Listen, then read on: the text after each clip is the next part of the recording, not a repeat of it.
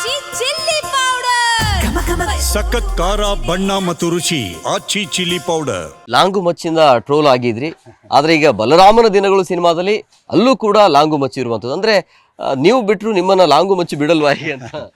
ಇಲ್ಲ sir, actually ನೋಡಿ, ಅದೊಂದು ಇನ್ಸಿಡೆಂಟ್ ಆಯಿತು. ಆ ಇನ್ಸಿಡೆಂಟ್ ಆದಮೇಲೆ ಬಹುಶಃ ಅದೇ ಎಲ್ಲೋ ಒಂದು ಪುಷ್ ಕೊಡ್ತು ಈ ಥರ ಒಂದು ಕ್ಯಾರೆಕ್ಟರ್ಸ್ಗೆ. ಆ್ಯಂಡ್ ಸಾಕಷ್ಟು ಮೀಡಿಯಾನಲ್ಲೂ ನೀವು ತೋರಿಸಿದಂಥ ವಿಷಯಗಳಿರ್ಬೋದು. ಐ ಥಿಂಕ್ ಎಲ್ಲೋ ಒಂದು ಕಡೆ ಅದು ಪುಷ್ ಕೊಟ್ಟಿದೆ, ಇಲ್ಲ ಅಂತಲ್ಲ. ಆ್ಯಂಡ್ ಅದನ್ನು ತಲೆಯಲ್ಲಿ ಇಟ್ಕೊಂಡು ಒಂದಷ್ಟು ಸಿನಿಮಾಗಳು, ಒಂದಷ್ಟು ಆಪರ್ಚುನಿಟಿಗಳು ವಿಲನ್ ಆಗಬೇಕು ಅಂತಲೇ ನಾನು ಬಂದಿದ್ದು. ಸೊ ಆ ವಿಲನ್ ಆಗೋದಕ್ಕೆ ಅವಕಾಶಗಳು ಬರ್ತಾ ಇದೆ ಅಂದರೆ ಅದು ಖುಷಿ ವಿಷಯನೇ. So I should be thanking you people.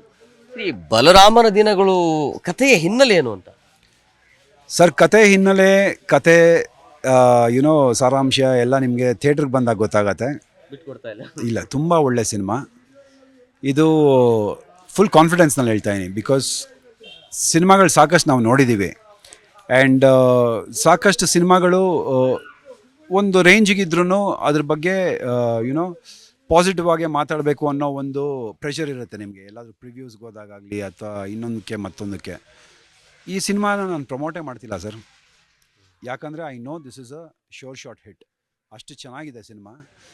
And cinema ತಂಡ ಕೂಡ ಅಷ್ಟೇ ಚೆನ್ನಾಗಿ ಕೆಲಸ ಮಾಡಿದೆ. ಟೆಕ್ನಿಕಲ್ ಪಾರ್ಟ್ ಇರ್ಬೋದು, ಆರ್ಟಿಸ್ಟ್ಗಳಿರ್ಬೋದು, ವಿನೋದ್ ಸರು, ಸ್ಪೆಷಲಿ ನಮ್ಮ Chaitanya sir director. He is known for his cult movies. ಆ ದಿನಗಳು, ಆ ಒಂದು 80s ಸ್ಟಿಂಟ್ನ ತೊಗೊಂಡು ಬರೋದು, ಐ ಥಿಂಕ್ ಅದನ್ನು ಇನ್ನೊಂದಷ್ಟು ಅದ್ಭುತವಾಗಿ ತೋರಿಸೋದಕ್ಕೆ ಸಪೋರ್ಟ್ ಮಾಡಿದಂಥ ನಮ್ಮ Padmavati films production house, Shreyas ಅವರು, ಎಲ್ಲೂ ಯಾವುದೇ ಒಂದು ವಸ್ತುಗಾಗಲಿ ಅಥವಾ ಒಂದು ಸೀನ್ಗಾಗಲಿ ಇದು ಬೇಡ, ಒಂದು ಕಡಿಮೆ ಬಜೆಟ್ನಲ್ಲಿ ಮಾಡೋಣ ಅಂಥ ಒಂದು ಕ್ರೈಟೀರಿಯಾನ ಬಿಟ್ಟು ₹100 ಜಾಗದಲ್ಲಿ ₹1000 ಖರ್ಚು ಮಾಡಿರುವಂಥ ಸಿನಿಮಾ ಇದು. So I think I know the output of this cinema. ಅದಕ್ಕೆ ಇಷ್ಟು ಕಾನ್ಫಿಡೆನ್ಸ್ ಆಗಿ ನಾನು ಹೇಳ್ತಿದ್ದೀನಿ, this is a blockbuster cinema. ನೀವು ಒಂದ್ಸಲಿ ನೋಡಿ, ನಿಮಗೆ ಗೊತ್ತಾಗದು. ಸರ್, ಈಗ ಈ ಬಲರಾಮನ ದಿನಗಳು ಅನ್ನುವಂಥ ಕಥೆಯನ್ನು ನೋಡಿ ಒಪ್ಕೊಂಡ್ರ ಅಥವಾ ನಿಮಗೆ ವಿಲನ್ ಕ್ಯಾರೆಕ್ಟರ್ ಇದೆ ಅಂತ ಒಪ್ಕೊಂಡ್ರ? ಬೇಸಿಕ್ಲಿ ನನ್ನ ಒಂದು ಪಾತ್ರ ಏನಿದೆ ಈ ಸಿನಿಮಾನಲ್ಲಿ, ಇದು ನಾನು ಯಾವತ್ತೂ ಎಲ್ಲೂ ಪ್ಲೇ ಮಾಡೋದಕ್ಕೆ ಅವಕಾಶ ಸಿಕ್ಕಿರಲಿಲ್ಲ ನನಗೆ.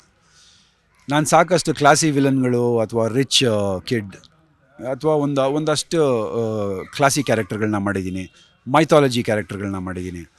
ಬಟ್ ಈ ಕ್ಯಾರೆಕ್ಟರ್ ಬಂದು it is completely different. And ನಾನು ತುಂಬ ಇಷ್ಟಪಟ್ಟು ನನ್ನ 200% ಕೊಟ್ಟು ಮಾಡಿದಂಥ ಒಂದು ಕ್ಯಾರೆಕ್ಟರು. ಔಟ್ಪುಟ್ ಕೂಡ ನಾನು ಮಾತಾಡಿಲ್ಲ ಅದ್ರ ಬಗ್ಗೆ, ನೋಡಿದವ್ರು ಅಷ್ಟೂ ಜನ ಅದ್ರ ಬಗ್ಗೆ ಕೊಡ್ತಾ ಇರುವಂಥ ಔಟ್ಪುಟ್ ಇರ್ಬೋದು ಅಥವಾ ಹೇಳ್ತಾ ಇರುವಂಥ ಒಂದು ಮಾತುಗಳಿರ್ಬೋದು. I am very excited. ನೀವು ಸಿನಿಮಾ ನೋಡಿ, ಒಂದು ದೊಡ್ಡ ಪರದೆನಲ್ಲಿ ಒಬ್ಬ ವಿನಯ್ ಗೌಡ ಒಂದು ಬಿಗ್ ಬಾಸ್ ಸ್ಪರ್ಧಿ ಅಥವಾ ಹರಹರ ಮಹಾದೇವ ಅನ್ನೋದು ಬಿಟ್ಟು ಒಬ್ಬ ಹೊಸ ಆ್ಯಕ್ಟರು, ಒಬ್ಬ ಹೊಸ ಪ್ರತಿಭೆ ಸ್ಕ್ರೀನ್ ಮೇಲೆ ಬಂದಿದೆ ಅನ್ನೋದಕ್ಕೆ ಈ ಸಿನಿಮಾ ಕಾರಣ ಆಗುತ್ತೆ.